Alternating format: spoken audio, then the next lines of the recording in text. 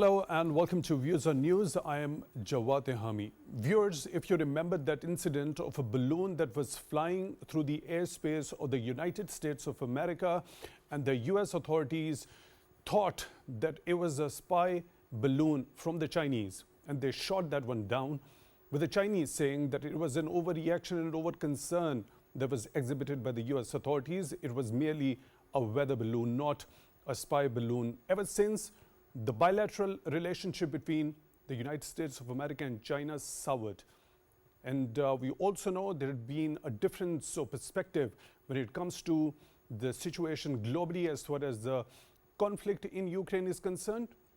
We saw on a number of times that the high-ranking US officials accusing China of supporting Russia as far as the Ukraine conflict is concerned. Also, at the same time, there had been a denial on the part of the Chinese authorities regarding that particular accusation. Also, when we talk about the situation that has unfolded, especially 7th of October in Gaza, the kind of war that has been unleashed by the Israelis on the innocent people in Gaza, the United States of America has been backing relentlessly the kind of policy the Israeli regime had been following. And we have also seen the kind of resolutions at the United Nations Security Council, which were also supported by the Chinese for a ceasefire over there. Also, when we talk about the bilateral trade relationship, back in 2019, during the Trump administration, there was a trade war that was unleashed on the Chinese. And that particular situation worsened as far as Biden administration is concerned. Also, we'll be talking about all these pressing issues. And then when we talk about the Chinese concerns regarding Taiwan, and it has been urging the US authorities to follow and abide by the one China principle. We'll also be talking about that particular contentious issue. For now, we have also seen in the recent past there had been very high-level engagements between the two sides, particularly when we talk about that 4-hour-long summit between President Joe Biden and President Xi Jinping. And they also gave the San Francisco framework. We'll be talking about what are the contours, what are the basic principles that San Francisco framework talks about. Also, we saw in April that Chinese President Xi Jinping as well as Mr. Joe Biden had a telephone call. We also saw US Secretary of State Antony Blinken paying a visit to Beijing in April. Now, in the latest of the developments, the United States National Security Advisor Jake Sullivan is in Beijing. He has held a meeting with the Chinese Foreign Minister, Mr. Wang Yi, and both discussed a wide range of issues. Let me quote an excerpt from the readout of the White House. The meeting was part of the ongoing efforts to maintain channels of communication and responsibly manage the relationship, as discussed by President Biden and President Xi Jinping at the November 2023 summit. Also, the Chinese Foreign Ministry talks about, as to what Mr. Wang Yi said, for China-US relations to maintain the right direction, the key is the guidance of the two heads of state. Mr. Wang Yi said, calling on China and the US to uphold the principles of mutual respect, peaceful coexistence, and win-win cooperation, and implement the consensus reached by the two heads of the state to promote the stable, sound, and sustainable development of bilateral relations. We'll be talking about at what trajectory this particular US-China relationship stands right now, and what could be the potential contours in future. As we know, the presidential election in the United States of America is pretty much around the corner.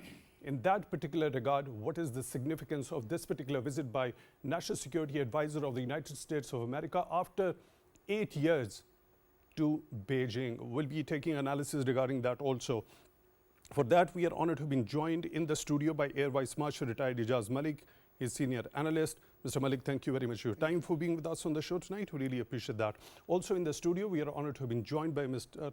Dr. Fida Bazai, expert in international relations. Dr. Bazai, thank you very much for your time also, for being with us on the show tonight. We really appreciate that. On Skype at the same time, we are honored to have been joined by Dr. Jamil Khan, former ambassador. Dr. Khan, thank you very much for your time also, for being with us on the show tonight. We really appreciate that. Both of you gentlemen present in the studio, if you allow me, let me begin the discussion with Dr. Jamil Khan. Dr. Jamil Khan, now when we talk about, there was a statement earlier released by the Foreign Ministry of China, let me quote that. The China-US relationship is still at a critical juncture of being stabilized. How do you look at this particular statement?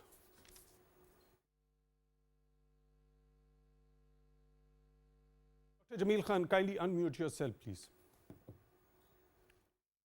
It is meant to really stabilize the growing tension, and also basically just to keep the channel of communication open. And not only that, but during this meeting, which Jack Sullivan had with the Communist Party Politburo, he also mentioned that the United States would be interested in opening a channel of military to military channel as well.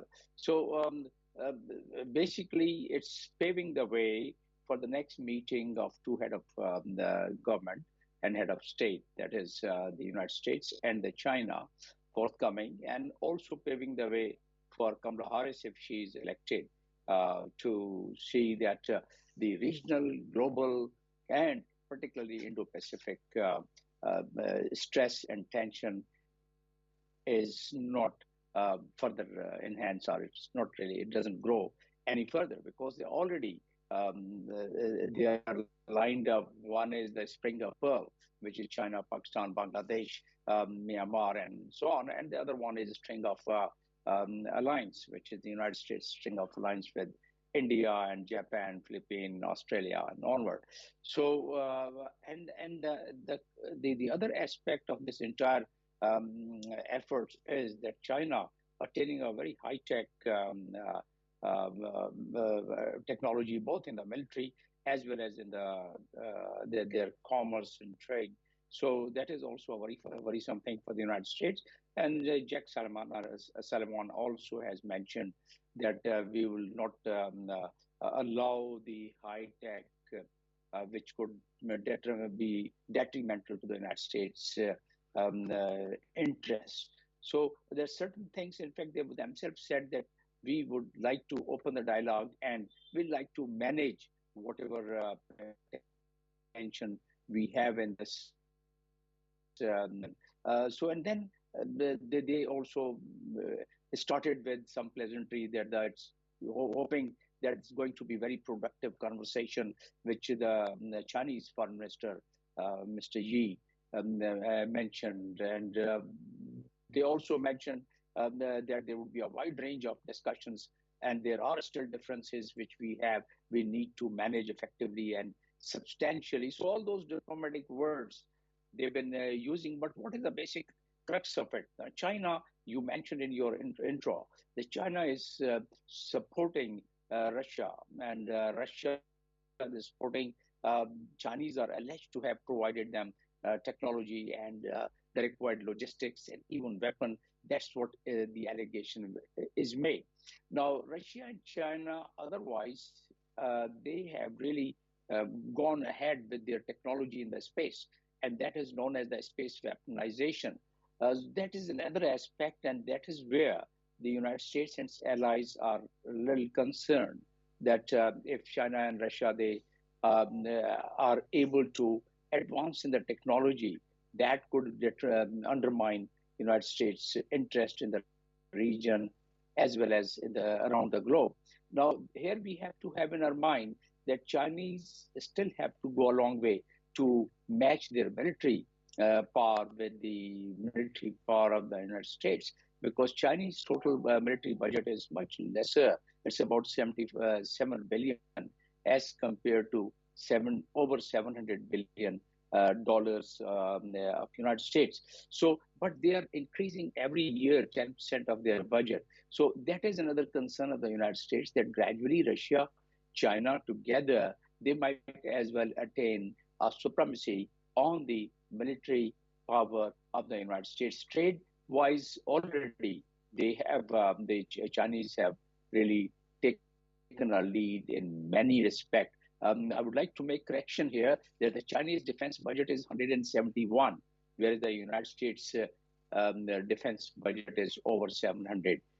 So these are the huge things, and China is progressing so fast in space as well as in the maritime area, in the naval power, which by 2030, United States, some of the reports which is emerging and some of the comments which are emerging, it says that they might as well come parallel or supersede, because Chinese are the one. There are so many other things about the technology and about the Navy that they even been able to launch a stealth ship or the boat, which is taken as quite threatening by the United States. So some of these points they just want to mellow down, and they want to have the communication so that accidentally, because recent tension near the South China Sea, and as Jack Sullivan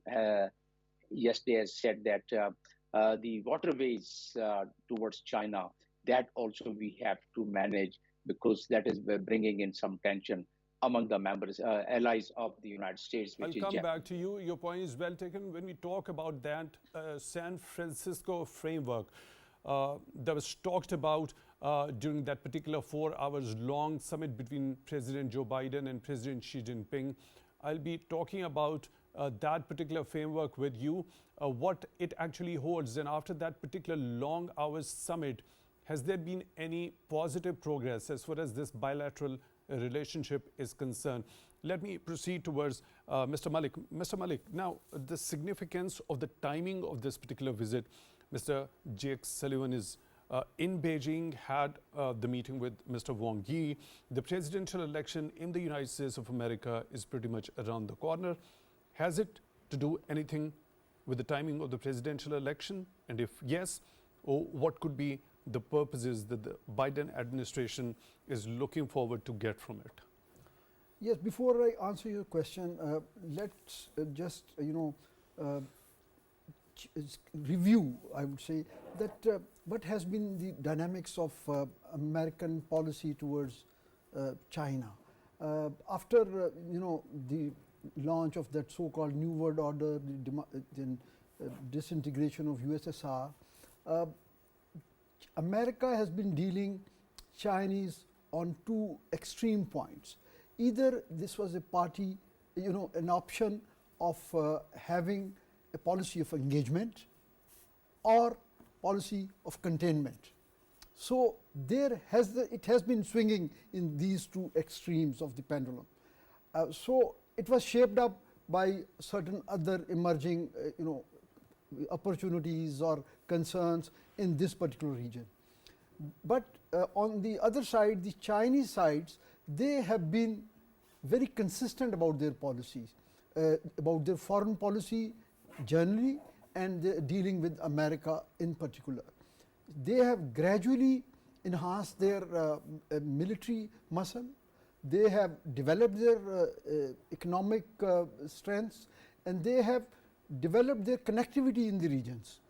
And together, viewed with Russian presence and influence in the region, they, in American perception, they pose a significant threat.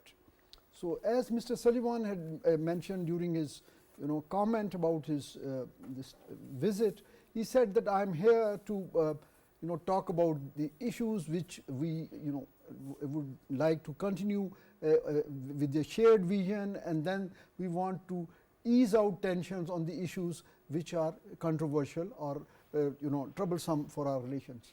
So it's a, I think, uphill task, and probably it has some linkages with the election, because the relationship with China would ultimately has its influence in the trade and economics, because there are a lot of economic activity between the two countries. And then the concerns over the allies of United States in Southeast Asia, and I think it has relevance. So what about talking on the economic front? When it comes to this bilateral relationship, we saw that trade war that was unleashed back in 2019 under the Trump administration, the increase in the tariffs and that particular policy.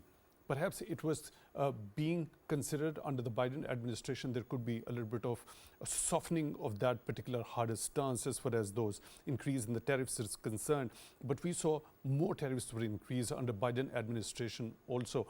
So what does... That is one aspect. But the technological advancement, particularly in the space technology, in artificial intelligence related value addition to various products which are being exported out of China. So I think this is a very paradoxical situation, but any government, any president in the White House should ideally have a middle path to deal with China. So how not to intertwine the economic interests with the political, or not to politicize the economic or trade relations when it comes to the US policy towards China? I think it would be very difficult to have them these two verticals so separately and distinctly.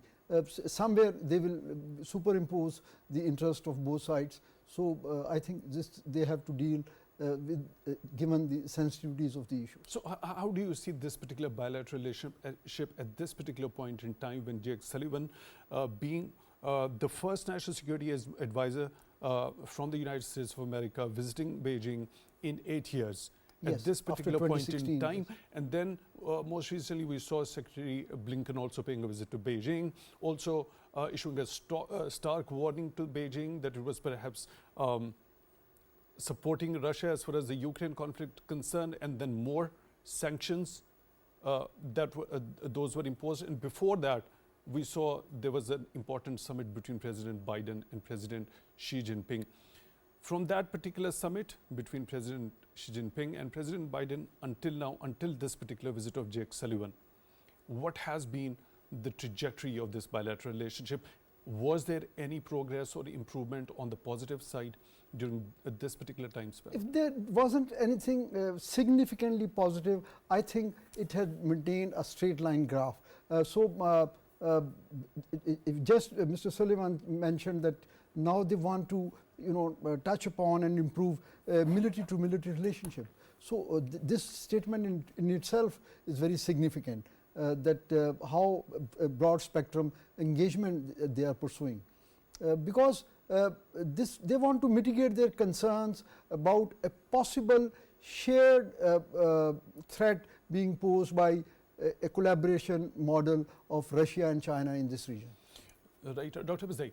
Now, when we talk about the competition, the two big powers competition between China and the United States of America, how Chinese had been pursuing their policy towards the United States of America when it comes to this competition, and where is that particular line when we can understand that that particular competition might veer into any sort of conflict further on? Jawad, it is a very important question.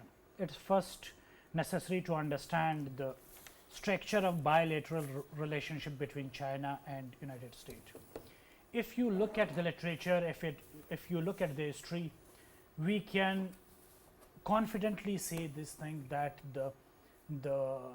it is a myth that has been created by the academia in the United States to project China as a threat to the United States. Whereas China is growing as any other normal country. As we have seen that there are other countries in Southeast Asia, and as Japan was growing in the 70s, China is growing in its normal phase. Okay, it was not expected that a country with different ideology would grow with such a phase or in such a speed. It was a surprise for them. But if we look at the fundamental indicator, China is nowhere challenging the supremacy of the United States, whether it comes to defense spending, or it is the economic relationship, or the political ideological influence of the two countries. But there is a strong lobby in the United States. They always need a big enemy in order to project that as enemy for defense and other kind of military intervention. So Chinese have been pretty much clear. We have not seen any clear belligerency or expansion from the China side.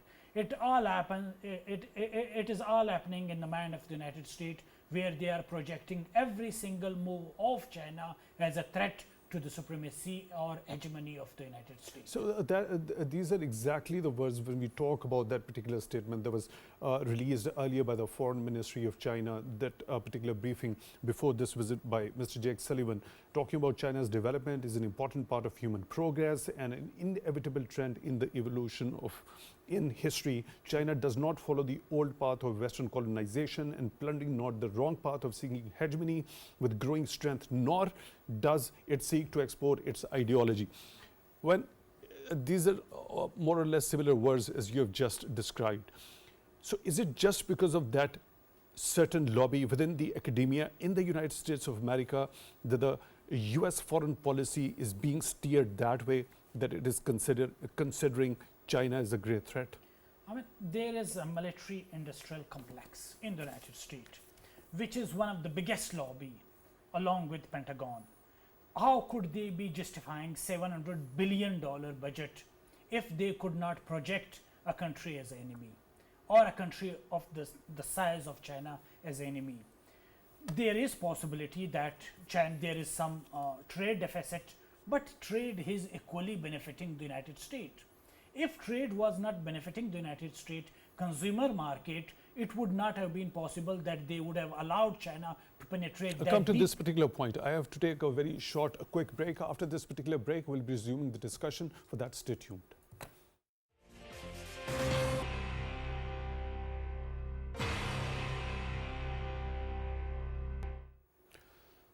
Hello and welcome back to Views on News. We are discussing the trajectory of the US-China relationship, and now the most recent development. The United States of America National Security Advisor Mr. Jake Sullivan is in Beijing, had a meeting with the Chinese Foreign Minister Mr. Wang Yi.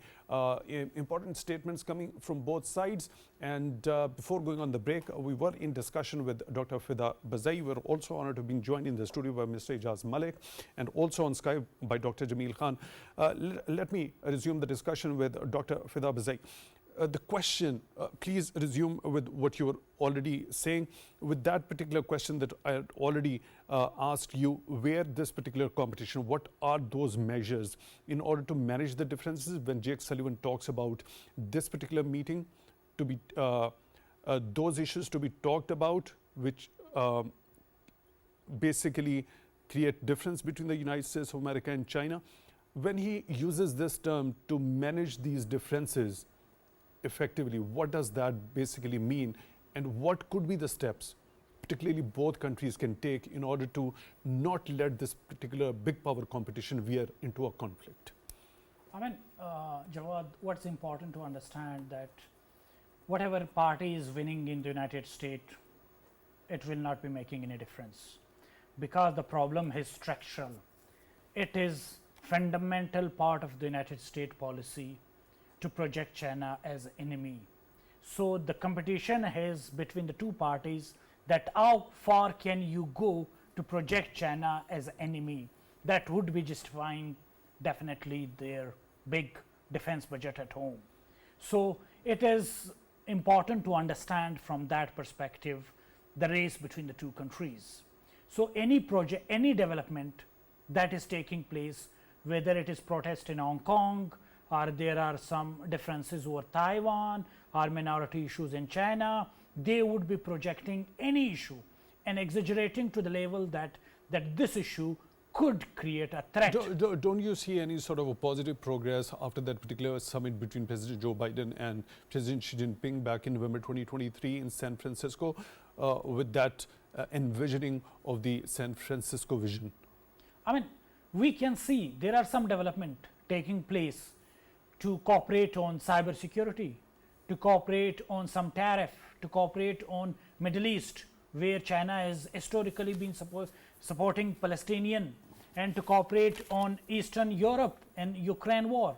But we cannot see any fundamental shift in the bilateral relationship. On major hardcore issues, there would not be any compromise.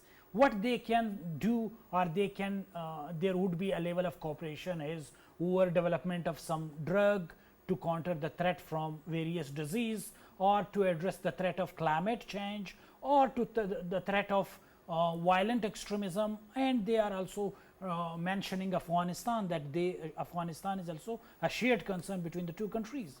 Definitely there would be some progress, and they are managing these issues bilaterally, and they are seeking each other help to come on a shared, because if they have a split version over these issues, it would be further exaggerating that problem. How do you look at the timing of this particular visit by Jake Sullivan as well as the timing of the presidential election in the US is concerned? Has it to do anything with that also?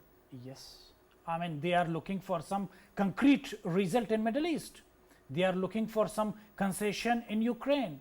China has been a big partner on all these issues. They are looking that they would not see any other any message. Like, for example, let's talk about the Ukraine issue in particular. We've seen those very strong worded statements coming from the high-ranking officials of the US, particularly Secretary Blinken, talking about accusing China of supporting Russia as far as the Ukraine conflict is concerned. Do you think after those strong worded statements, is there any sort of a room available to the US officials under Biden administration to revert from that to an extent or not? Or they would be or could there be a damage control if it is already done? They would be a kind of persuading China to bring Russia on the table on the Ukraine issue. This is what they would be asking at the moment. I mean, that war is already now expanding beyond the expectation of everybody. So it is one of the major issue in domestic politics of the United States, where they are discussing this thing, where Trump is already projecting a very different policy, that when he would be elected, he would simply call Putin and would call off. It is the United States of America, as per your understanding, wants Russia to come onto the negotiation table, with the fact that we know that China has already released the 12-point peace proposal to the resolution of the Ukraine conflict. And it also emphasizes the peaceful resolution of that particular conflict, with more and more aid coming from the US towards Ukraine. So is it actually the US that wants Russia to come to the table? That is one of the major goal, that if they achieve that goal to bring Russia on the table on that Ukraine war, it would be a major success before election. This is what they are looking for, either of the two successes, either in Eastern Europe over the issue of Ukraine, or Gaza ceasefire. This is what they would be selling in election. Otherwise they are facing tough competition from Trump administration or Trump group, right, which is already opposing a fundamentally different policy on both issues. Right. Dr. Jamil Khan, do we have Dr. Jamil Khan with us? Dr. Jamil, I'm being curious at this particular moment when we try to take a stock of that particular time span since that particular summit between Joe Biden and Xi Jinping until now, this particular meeting between Jake Sullivan and Wang Yi.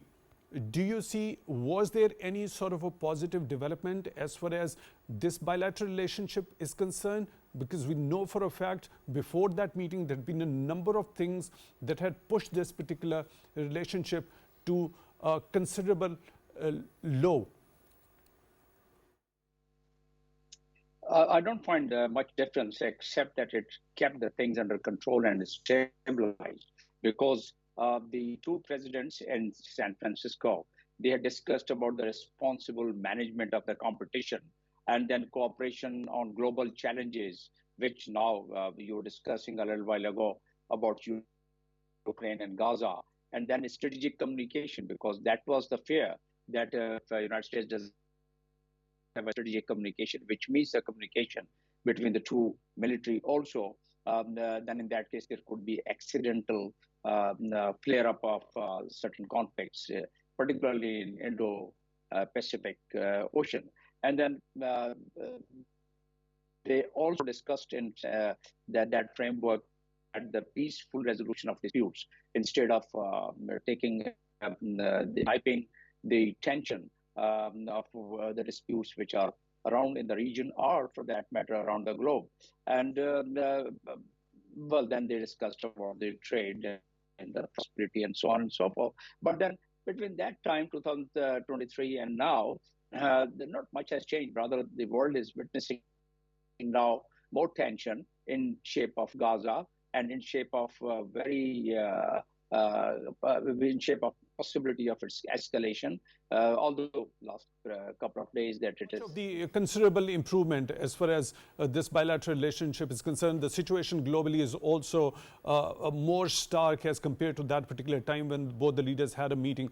You already in your first take talked about this particular visit by Jake Sullivan, perhaps making a ground for a further meeting between the heads of the two states. How likely that one is, and how that is going to give a benefit as far as Biden administration before the presidential elections, or the Democrats going into the elections, as far as the US policy front towards China is concerned, is going to give them?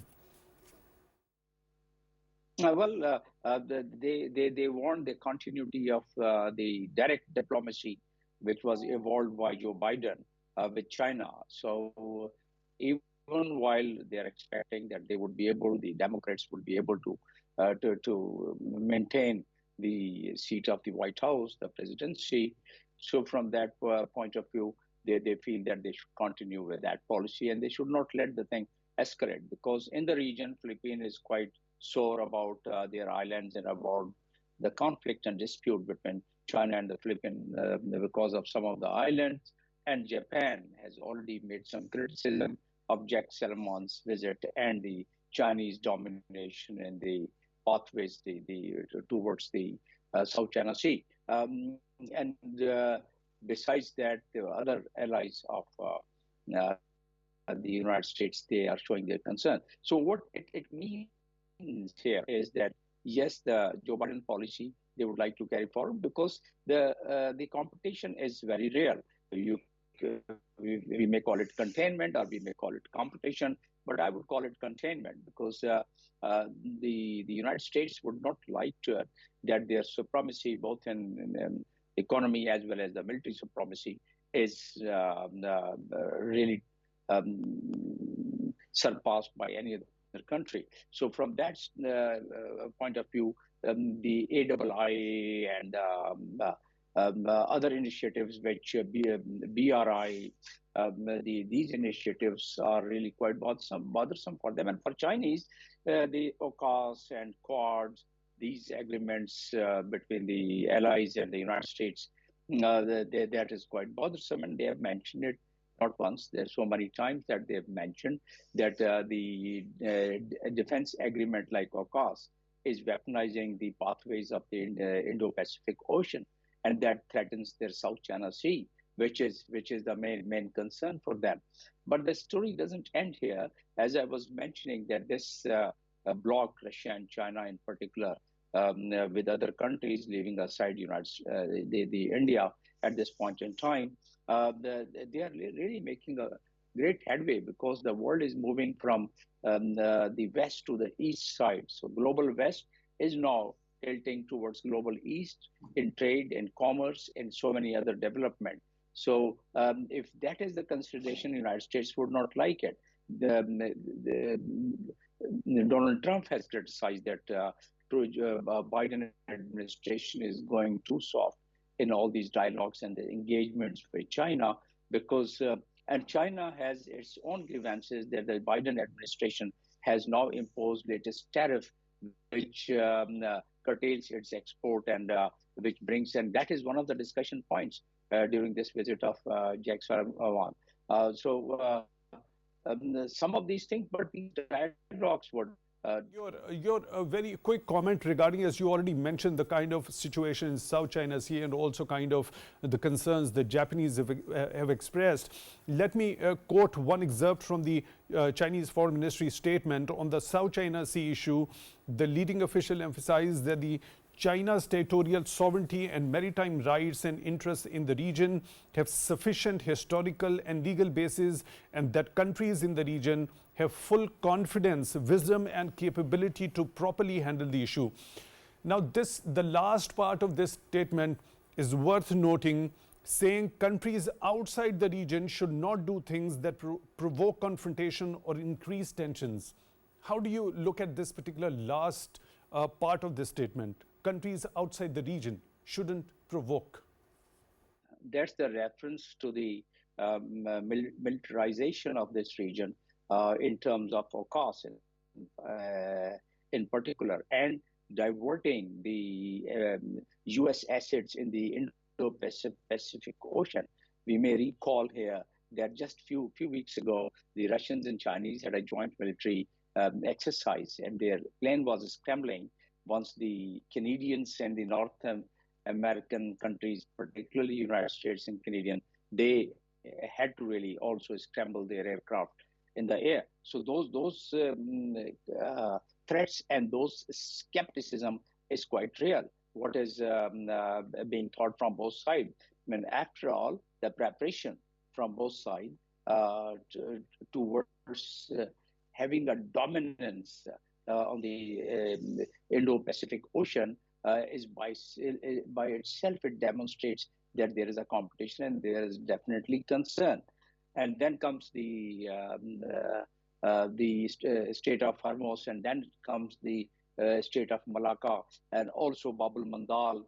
So all these choke points are a matter of concern. China has already established its base in Eritrea, which is a control on Bab el-Mandab, about 30 nautical miles from the shores of Yemen, Aden. So these are those choke points which controls the entire supply lines, the line of communication, the goods and services, the oil to the entire world.